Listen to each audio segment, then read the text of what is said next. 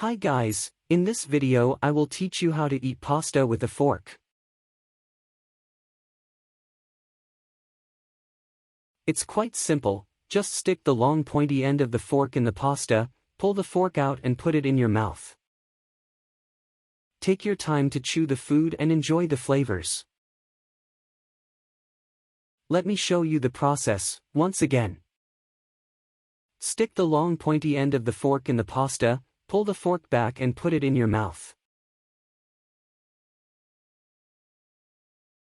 It's quite simple and easy.